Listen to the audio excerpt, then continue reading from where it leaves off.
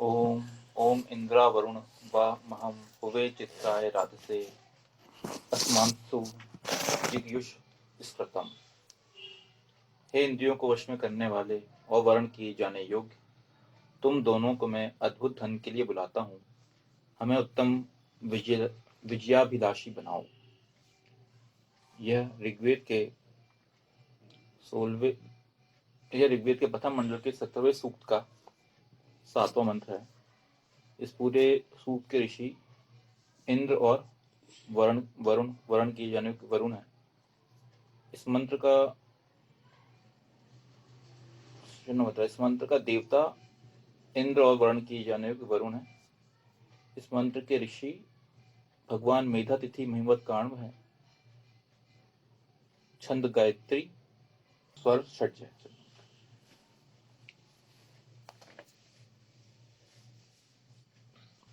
ठीक है। हे इंद्रियों को वश में करने वाले और वर्ण किए जाने योग्य, तुम दोनों को मैं अद्भुत धन के लिए बुलाता हूँ। यह है अपना फुटनोट। तो उसके लिए हम लिखते हैं इंद्रा वरुण वाम अहम हुवे चित्राय राधसे। तो मैं पहले तो अगर हम इसमें देखते हैं कि डिटेल में ना जाके अगर हम सीधे ही पढ़ें मंत्र के अनुवाद को, उसमें यह है कि हे इंद्रियों को वश में करने वाले वो वरुण, मतलब यहाँ पे जिसको संबोधित किया गया है वो इंद्रियों को वश में करने वाले वरुण को संबोधित किया गया है। मतलब इंद्र को और वरुण को, तुम दोनों को मैं अद्भुत धन के लिए बुलाता हूँ। तो जितना इससे अपने को क्लियरली आइडिया लग रहा है, उसमें ये जब बुलाता हूँ, अगर हम इस शैली को देखते हैं जहाँ पे ईशान का डायरेक्ट आह्वान रहता है, बुलाता हूँ या करो तो मैं ऐसा करने को बोलता हूँ, इस टाइप से अगर आप देखेंगे तो वहां पे हमें समझ में आता है कि ये एक डायरेक्ट आदेश ईशान की तरफ से मिल रहा है। क्योंकि अगर हम इस टाइप से बाकी भी अगर हम कोई भी पुराने मंत्र ऐसे और दूसरे भी मंत्र देखें, उसमें हमें इस टाइप से ही इस शैली मिलेगी कि हे इंद्रियों को वश में करने वाले वरुण, तुम दोनों को मैं अद्भुत धन के लिए बुलाता हूँ। मतलब यहाँ पे डायरेक्ट आदेश दिया गया हुआ है कि आपको अगर अद्भुत धन को प्राप्त करना है या आपको अद्भुत धन की इच्छा है आपकी, तो आपको इंद्रियों को वश में करने वाला और वरुण बनना पड़ेगा। ये बहुत क्लियर है। क्योंकि देखिए, अगर ईशान ने ये बात बोला है कि मैं अद्भुत धन के लिए तुम्हें बुलाता हूं, मतलब यहाँ पे क्लियर है कि भाई अगर तुम वो नहीं हो, अगर तुम इंद्र, पहली बात तो ये उसके लिए है जो इंद्र है और वरुण है, उसके लिए ये आदेश है। अगर यहाँ पे हम इंद्र नहीं है और वरुण नहीं है, ठीक है, तो पहले ही हम सीधे कट जाते हैं अद्भुत धन प्राप्ति के लिए। बेसिक, बहुत बेसिक। हमें अगर वेद को समझना है तो बहुत ही बेसिक तरीके से समझने की स्टार्ट करना पड़ेगा। क्योंकि देखिए, हमने अब अगर इसी चीज को मैं अगर उस तरीके से लूं, अगर हम इसमें किसी और अगर हम ले लें तो उसमें कुछ इस टाइप से रहेगा, हे इंद्रदेव और वरुण देव, आप इसके लिए ऐसा करें। अगर आपने वो वाला वेद भाष्य देखे होंगे कभी, मैंने तो वो देखा है उसका भी, तो वहां पे जब भी इंद्र की बात आती है तो वो लोग ऐसा लिखते हैं कि उन्होंने ऐसा लिखा हो कि हे इंद्रदेव, आप हमें अद्भुत धन प्रदान करें, इस टाइप से करें। इन्होंने ऐसा भाष्य किया हुआ है। लेकिन जब हमारी जो एक्चुअल में उस भाष्य का एक्चुअल में कोई मतलब नहीं है। अगर हे इंद्रदेव आप हमारी ये रक्षा करें, आप हमें एक अद्भुत धन प्रदान करें, इससे कोई सेंस नहीं बनता हमारे लिए। क्योंकि हम उससे क्या समझेंगे, हमें उससे कोई मतलब ही नहीं है। क्योंकि अगर इंद्रदेव हमें प्रदान करें तो फिर हम ये सब दुनिया के सारे भगवानों को छोड़ के, अगर वेद हमें ये बोलता है कि इंद्रदेव की उपासना करो, तो फिर हम भगवान राम, भगवान कृष्ण, जो भी हमारे भगवान शिव हैं, जो भी इनकी उपासना छोड़ के हमें वेद के हिसाब से सिर्फ और सिर्फ इंद्रदेव, अग्निदेव, वायुदेव, सोमदेव और जो भी है, जितने भी देव हैं, इनकी उपासना करनी चाहिए अगर हम इसको इस तरीके से सोचें तो। क्योंकि जहां पे अगर हम बात करते हैं सबसे ज्यादा मंत्र, सबसे ज्यादा शब्दों का जो यूज किया गया है, उन शब्दों में हमारा इंद्र, अग्नि, वायु, वरुण, सोम, यही सब शब्द आपको मिलेंगे। और अगर इन शब्दों का डायरेक्ट हम भगवान के रूप में, मतलब इन देवों के मतलब में भगवान इंद्र या भगवान अग्नि के मत के रूप में अगर इनका मतलब लेते हैं तो फिर हमारा कोई सेंस नहीं बैठता।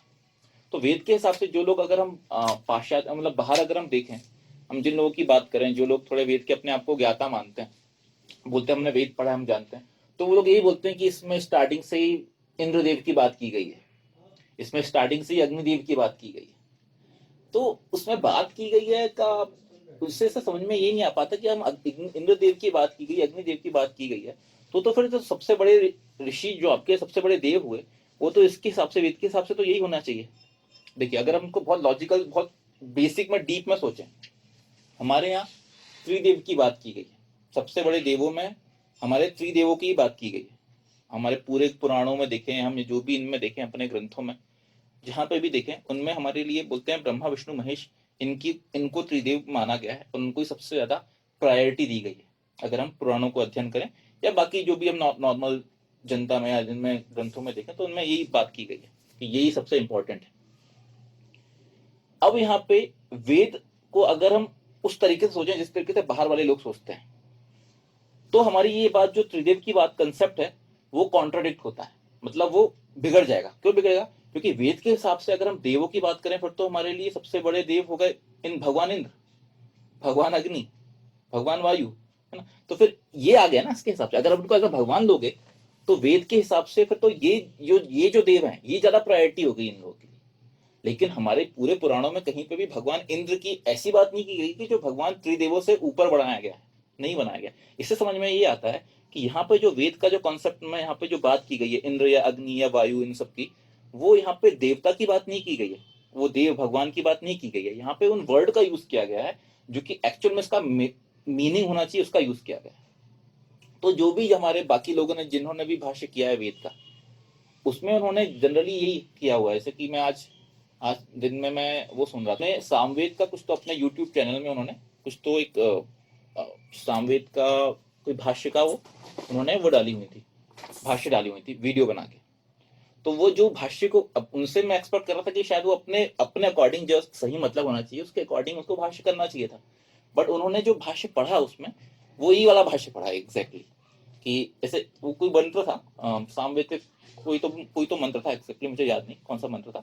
तो उसका उन्होंने जो वाला भाष्य पढ़ा, वो वाला पढ़ा गया कि हे इंद्रदेव, आप हमें युद्धों से होने वाले इसमें से बचाएं। अब जो लोग वेद के बारे में, जिसके पास हम, अगर आज भी हम वेद की अगर हम बुक बुलाएं, है ना, अगर हम लोग बाकी जगह से बुलाएं, तो उसमें अगर हम उसका भाष्य पढ़ेंगे तो वो यही भाष्य मिलेगा आपको, हे इंद्रदेव, आप हमें इन लोगों से बचाएं, अपने वज्र से बारिश करवाएं। इस टाइप से कोई तो मंत्र था, ऐसा मतलब उसका भाष्य था।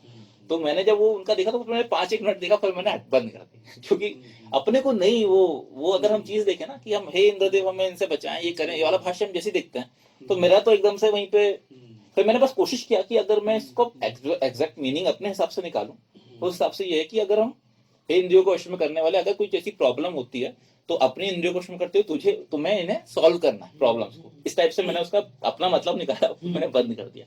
क्योंकि ये पुराना वो वाला जो भाष्य लिया गया है आपका, बाकी जो अगर आप भाष्य पढ़ेंगे उसमें यही मिलेगा आपको हर जगह कि हे अग्निदेव आप ये करें, हे अग्निदेव आप हमें ऐसा करें, हे इंद्रदेव ऐसा करें, तो वो उसका कोई सेंस नहीं बनता। तो वेद को हमें, अगर वेद को आप भगवान की तरह, अग्निदेव इंद्रदेव की तरह मान रहे हैं, तो फिर इंद्रदेव ही सबसे बड़े देव हैं, फिर त्रिदेव के भी ऊपर इंद्रदेव हैं अकॉर्डिंग टू वेद। या अग्निदेव सबसे बड़े देव है क्योंकि अग्निदेव से स्टार्ट हुआ वेद का, इनके हिसाब से सोचें तो लेकिन ऐसा है नहीं।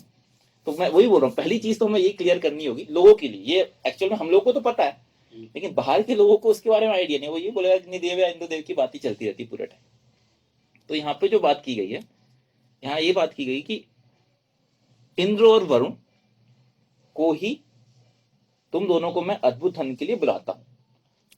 ये जो फुटनोट है इसमें क्लियरली ये बोला गया है कि आप, पहली इंपॉर्टेंट चीज ये है कि आपको अगर अद्भुत धन की प्राप्ति करनी है तो आपको इंद्र और वरुण बनना पड़ेगा। अब देखिए, इस चीज को अगर हम फिर सोचना स्टार्ट करें कि अद्भुत धन की प्राप्ति के लिए इंद्र, सबसे पहले इंद्र क्यों बोला गया और वरुण क्यों बाद में बोला गया, हमें वेद को इस तरीके से सोचना स्टार्ट करना पड़ेगा। मैं तो ऐसी तरीके से सोचने की कोशिश करता हूं कि ऑर्डर भी मेंटेन किया गया, पहले वरुण नहीं बोला गया, पहले इंद्र बोला गया, फिर वरुण बोला गया। क्यों? क्योंकि इंद्र सबसे इंपॉर्टेंट बेसिक चीज है। आपको एक इंसान के लिए सबसे इंपॉर्टेंट उसका इंद्रियों को वश में करना। क्योंकि अगर हम वेद को भी देखें, 4000 4,500 बार अगर इंद्र का यूज किया गया, वो इसलिए यूज किया गया क्योंकि विदाउट इंद्र, बिना इंद्र बने आप कोई भी चीज नहीं बन सकते। ना आप अग्नि बन सकते, ना आप वरुण बन सकते, ना आप सोम बन सकते, कुछ भी नहीं कर सकते आप।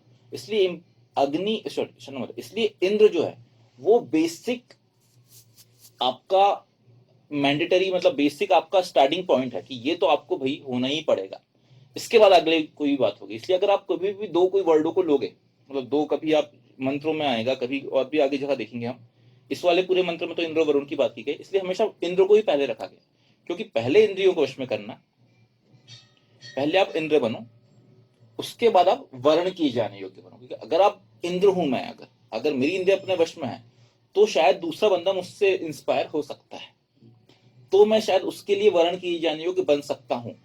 अगर मैं इंद्र ही नहीं हूं तो मैं वरुण बन ही नहीं सकता। बहुत क्लियर सा सिंपल सा हिसाब है, अगर हम इसको सोचें इस तरीके से, बिना इंद्र बने आप दूसरे के लिए वरुण नहीं बन सकते।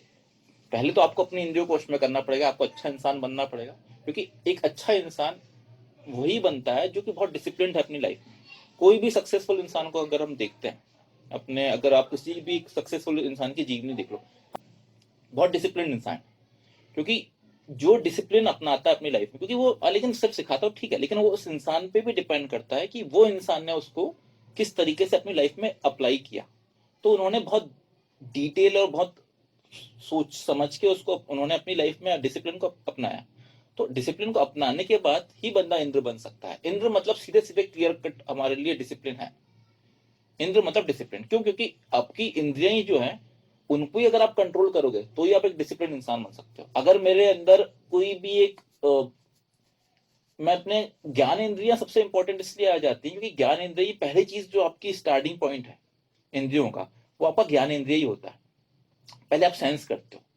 अगर मैंने आपको सडन कुछ बोल दिया, आपको वो बात बुरी लगी, सबसे पहले आप वो बात सोचोगे, तो पहले आप उस बात को एक्सेप्ट, ज्ञान इंद्रियों से आप उसको पहले अपने अंदर लोगे, समझोगे, सुनोगे या एक्सेप्ट करोगे, अब मन में दिमाग चलेगा, उसके बाद आप उस पर एक्ट करोगे, बोलोगे या कुछ करोगे। अगर किसी ने अपने को एकदम सडन गाली दे दिया तो उसकी गाली हम पहले सुनेंगे और उसके बाद हमारा हाथ चलेगा मारने के लिए उसको।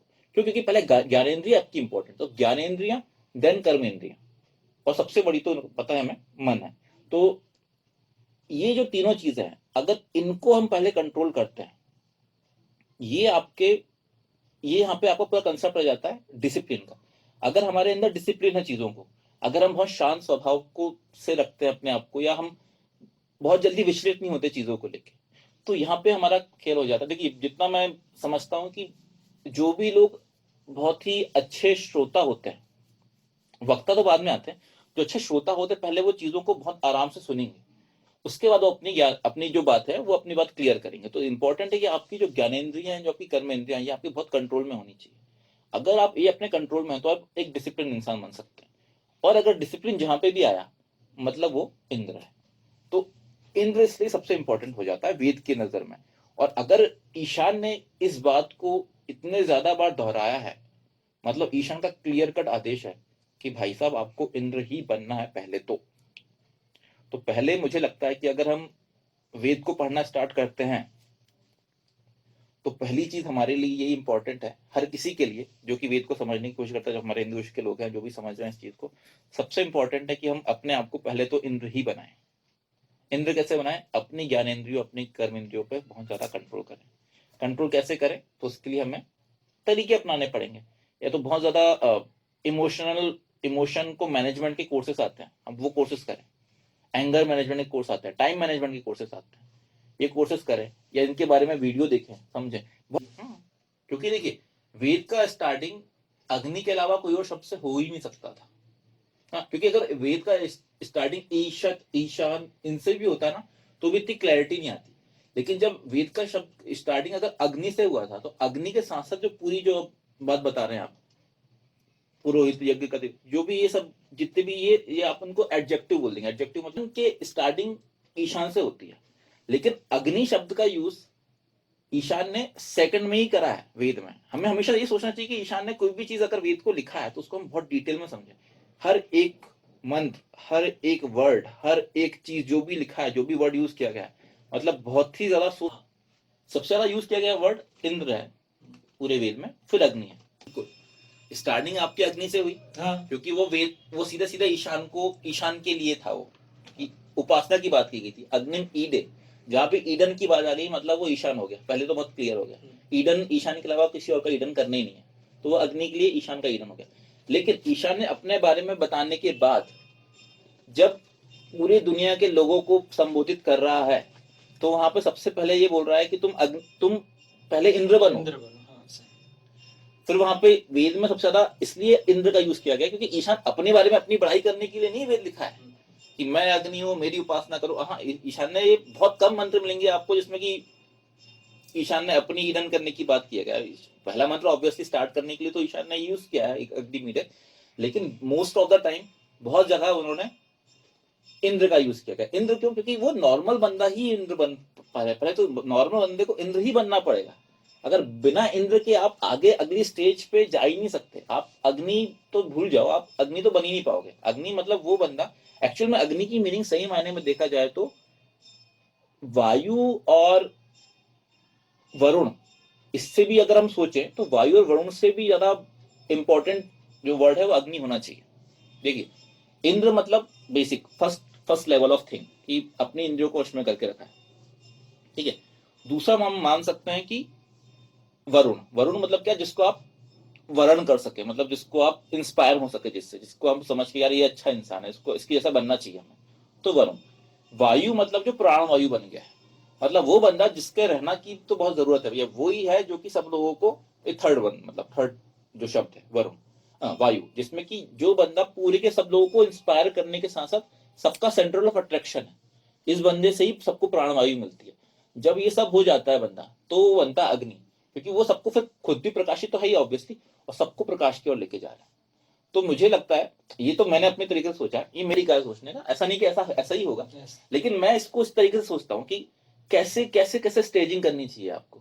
तो स्टेजिंग अपनी यही होनी चाहिए कि सबसे पहले तो हम हमेशा इंद्र बनने की ही कोशिश करें, क्योंकि अगर हम इंद्र नहीं बन पाएंगे तो वहीं पे ही खत्म हो गया आपका वेद, वहीं पे समाप्त। आप कभी कितना ही वेद पढ़ लो, कितनी हम स्तवन कर लें, कितने साल तक हम वेद को अपना लें, कितने साल तक हम कोई प्रगति नहीं कर सकते जब तक हम इंद्र नहीं बन सकते, क्योंकि ईशान की पहली चीज है जो वेद में बोला गया है वो है इंद्र।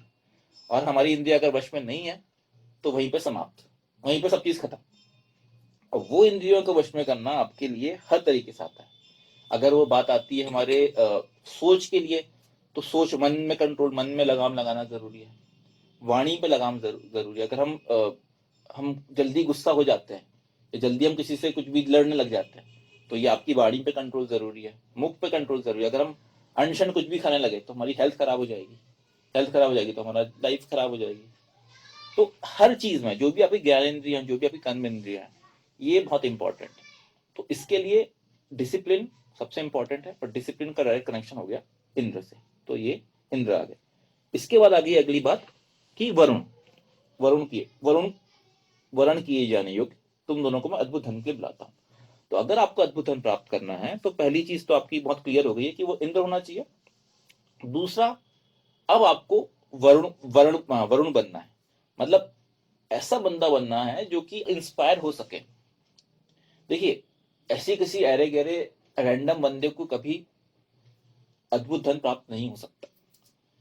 अगर किसी को अद्भुत धन प्राप्त हो रहा है, मतलब वो कहीं ना कहीं उसने अपने आप में कंट्रोल किया है, उसने उतनी मेहनत किया है, और वो लोगों को इंस्पायर करता है, तब जाके वो अद्भुत धन वो प्राप्त कर पाएगा। इस वेद मंत्र के हिसाब से, इस मंत्र में तो क्लियर कट ईशान ने ये बोल दिया, हमें ऐसे ही समझना है हर मंत्र को। मंत्र को आपको रैंडम पढ़ के ये करके देखिए, अभी तक तो मैं उसमें गया ही नहीं हूँ कि एक्चुअल में आगे क्या लिखा हुआ है, लेकिन मैं बिल्कुल उसके जेस्ट को पकड़ने की कोशिश कर रहा हूँ। मैं नहीं चाह रहा हूँ कि अभी आगे का पूरा हम क्या पढ़े, इसमें क्या क्या लिखा हुआ है, नहीं। हम पहली चीज पढ़े कि हम इस मंत्र से एक्चुअल में हम क्या समझ पा रहे हैं, क्योंकि देखिए 20,416 मंत्र है, इतने सारे मंत्र हैं, इनको अगर हम बैठ के एक एक इनकी जो हिंदी वाली लाइन को समझने की कोशिश करें, आधी चीज भूल जाएंगे, नहीं समझेंगे। लेकिन अगर उस पर्टिकुलर चीज का जस्ट मतलब उसका सार, अगर हम उसका सार को कहीं से पकड़ लें, इस मंत्र का एक्चुअल में सार क्या है, तो अपना आधा काम वहीं पे हो जाता है। वेद नहीं पढ़ा तो मतलब मैंने इसको ऐसा ट्राई करके देख लिया, वो वेद के अकॉर्डिंग नहीं निकला, सृष्टि के नियमों के अकॉर्डिंग नहीं निकला, उसका मुझे तुरंत नुकसान होने लगेगा। अगर कोई रैंडम चीज करा मैंने, वो वेद के अकॉर्डिंग है, वेद को फॉलो करते करते हुए कर लिया मैंने, तो मुझे इसके फायदे मिलने लगे। तो बस ये, लेकिन फायदा क्या है, नुकसान क्या है? ज्ञान अज्ञान, वेद में पूरे मंत्र के बारे में लिखा हुआ है कि ज्ञान को भी जानो, इसको भी समझो, और अज्ञान क्या है उसको भी समझो। तो वेद इसलिए इंपॉर्टेंट है ताकि हम उसको पढ़ के एक्चुअल में क्या सही है क्या गलत है वो दोनों का हम क्या हम बेसिक रूट लेवल पे आज हम अपने आप को बोल सकते हैं कि हम ऋषि या देव बन गए, क्योंकि सिद्धांतिक तो बात सही है ना, लेकिन सबसे इंपॉर्टेंट है व्यवहारिक अप्लाई करना। अगर मैं बिल्कुल एक अंग्रेज हूं, मुझे कुछ नहीं पता, अगर व्यवहारिक रूप से मैं चीजें अप्लाई कर रहा हूँ, रैंडमली मैं जो भी एक्शन ले रहा हूँ अपने वो वेद के अकॉर्डिंग ही ले रहा हूँ, मैंने कोई गलती नहीं कर रहा हूँ, तो मैं एक्चुअल में विशिष्ट ब्रह्म भी बन जाऊंगा, लेकिन मुझे पता नहीं चलेगा कि वेद में ऐसा कुछ लिखा हुआ था। मैं ये पॉइंट ये बोलना चाह रहा हूँ, मैं वेद के नियम के हिसाब से अगर आप चल रहे हो ना, तो ईशान को नहीं फर्क पड़ता, ईशान नहीं जानता कि भाई तुम हो कौन।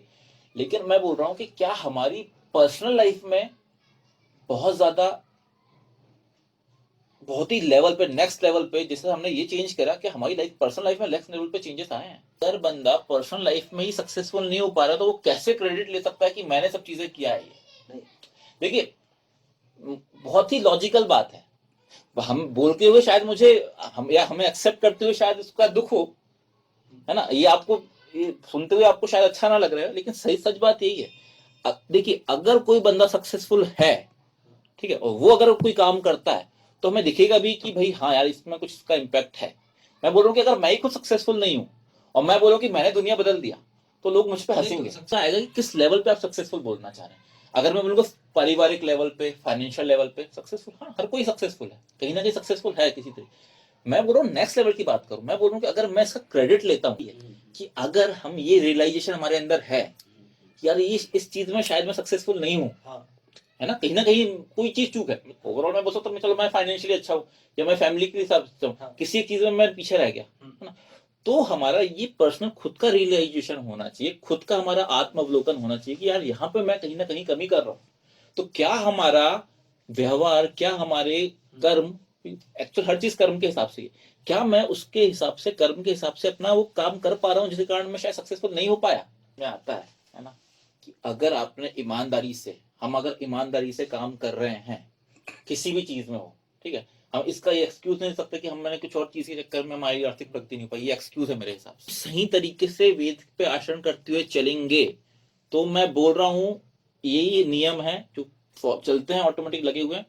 मैं ये नहीं बोल रहा कि हमने नहीं किया, हम नहीं कर पाए ड्यू टू सम रीजंस, है ना, कुछ परिस्थिति के कारण हम नहीं कर पाए, तो शायद हम सफल नहीं है ना। अगर हम सफल हो जाएंगे तो शायद हम फॉलो कर रहे होंगे उसको, बहुत सिंपल है। तो मैं ये बोल रहा हूँ मेन जो चीज है वो नियमों को समझ के उनको अप्लाई करना है, सबसे इंपॉर्टेंट समझना नहीं है। समझ तो इंसान इतने सालों से हम पढ़ रहे हैं वेद को, हम समझ तो सब कुछ गए। आज की डेट में ऐसा कुछ नई चीज नहीं कि जो मैं आपको बताऊंगा और आप बोलोगे नहीं यार तुमने कुछ नया बताया। हाँ, हर किसी ने हर चीज इतना वेद इतने स्तन हो चुके हैं, इतने पता हमें सब है, प्रॉब्लम है एप्लीकेशन, हम उसको अप्लाई नहीं कर रहे। बस जिस दिन अप्लाई करने लगेंगे हमें उसके फायदे मिलने लगेंगे। बहुत सिंपल है, वेद इतना ही सिंपल है जितना है ये लिखा हुआ है, क्योंकि जो ईशा ने ये वेद मंत्र में बात लिख दिया इतना ही सिंपल है। इंपॉर्टेंट क्या है, अप्लाई करना। अगर आप अप्लाई नहीं करेंगे तो हम, अगर आप जानते बूझते हुए भी काम नहीं कर रहे हो मतलब आप तो एक्चुअली में और नीचे जा भी है इस बात पे कि कॉन्सेप्ट इतने टफ नहीं है, इन्हें समझना भी इतना टफ नहीं है। अगर मैं बंदा संस्कृत भी नहीं जान रहा या बहुत ही वेद बहुत बेसिक, अगर आप वेद ज्ञान को एक्चुअल में क्या करता है, आपके दिमाग को, बुद्धि को प्रेरित करता है। आपका जो गायत्री मंत्र है कि बुद्धि का प्रेरण है ना। अगर आप बुद्धि का भी यूज कर रहे हो ना तो भी आप, बुद्धि और आत्मा ये दो चीजें हैं, इन दो चीजों से भी आप बहुत सारे काम कर सकते हो जो कभी गलत नहीं करेगी। और बुद्धि, मैं मन की बात नहीं कर रहा, बुद्धि की बात कर रहा हूं। अगर बुद्धि मतलब आपका जो ज्ञान है, बुद्धि आपकी पॉजिटिव है, ठीक है, तो बुद्धि और आत्मा के थ्रू ही आप वो सब काम कर सकते हो। देखिए बहुत, तो वेद को देखिए, आप वेद के नियम का ही पालन कर रहे हो, लेकिन अगर मैं अनपढ़ हूं, मुझे नहीं पता, वेद पढ़ना ही नहीं, मुझे पढ़ना ही नहीं आता, तो भी तो मैं अपने दिल, अपनी आत्मा, अपने बुद्धि का प्रेरण करके वेद के हिसाब से ही काम कर सकता हूँ। आप जो बोल रहे हो ना उसमें प्रॉब्लम क्या, उसमें यह है कि सबसे इंपॉर्टेंट चीज ये होगी कि वो बंदा पढ़ा लिखा होना चाहिए। हे इंद्रियों को वश में करने वाले और वर्ण किए जाने योग्य, तुम दोनों को मैं अद्भुत धन के लिए बुलाता हूँ, हमें उत्तम विजयाभिलाषी बनाओ। ओम इंद्रा वरुण वामहम उभे चित्राय राधसे अस्मांसु जिज्ञुष स्कृतम। ओम।